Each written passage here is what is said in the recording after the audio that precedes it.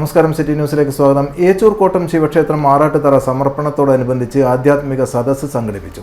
Malabar Devaswom board മുൻ commissioner P Nandakumar മുഖ്യപ്രഭാഷണം നടത്തി. ആറാട്ടുതറ സമർപ്പണത്തിന്റെ ഭാഗമായുള്ള താന്ത്രിക ചടങ്ങുകൾക്ക് ക്ഷേത്രം തന്ത്രി തെക്കേ കോറമംഗലം ദാമോദരൻ നമ്പൂതിരി നേതൃത്വം നൽകി. അങ്ങനെ ഒരു നൂറ്റാണ്ടിനിപ്പുറം അങ്ങനെ തന്നെയാണ് കേരളത്തിലെ മുഴുവൻ ക്ഷേത്രങ്ങളെല്ലാം രാജാവിൻ്റെതായ രീതിയിൽ നിർമ്മിക്കുകയും അതിൻ്റെ നടത്തിപ്പുകാരായിട്ട് കുറച്ചാളുകളെ ചുമതലപ്പെടുത്തുകയും അവർ പിന്നീട് ഊരാളന്മാരായിട്ട് കോയ്മക്കാരായിട്ട് മാറുകയൊക്കെ ചെയ്ത ചരിത്രമാണ് ക്ഷേത്ര പാരമ്പര്യത്തിൽ നമുക്ക് പറയാനുള്ളത്. പക്ഷേ കേരളത്തിൽ പിന്നീട് ഇങ്ങോട്ട് വന്നിട്ടുള്ളത് ജനങ്ങൾ ഇടപെടുന്ന സാംസ്കാരിക കേന്ദ്രങ്ങളായി ക്ഷേത്രങ്ങൾ മാറുകയാണ്.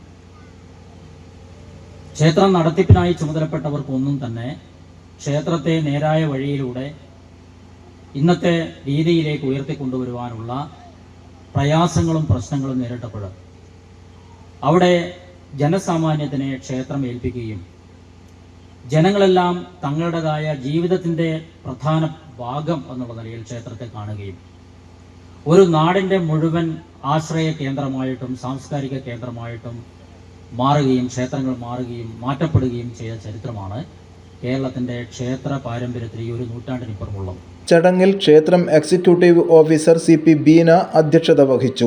AK ആനന്ദകൃഷ്ണൻ മാസ്റ്റർ സ്വാഗതം പറഞ്ഞു. AP Padmanabhan Nambiar, Sudheer Kanad, panchayat member VK സ്നേഷ്, KV Sukumaran, EP Ratnakaran, A Balakrishnan, KN Rajamani തുടങ്ങിയവർ സംസാരിച്ചു. ക്ഷേത്രം മാതൃസമിതിയുടെ നേതൃത്വത്തിലായിരുന്നു ചടങ്ങുകൾ. ഏച്ചൂർ കോട്ടം ശിവക്ഷേത്രത്തിലെ ആറാട്ടുതറ സമർപ്പണത്തിന്റെ ഭാഗമായുള്ള താന്ത്രിക ചടങ്ങുകൾക്ക് ക്ഷേത്രം തന്ത്രി തെക്കേ കോറമംഗലം ദാമോദരൻ നമ്പൂതിരി നേതൃത്വം നൽകി.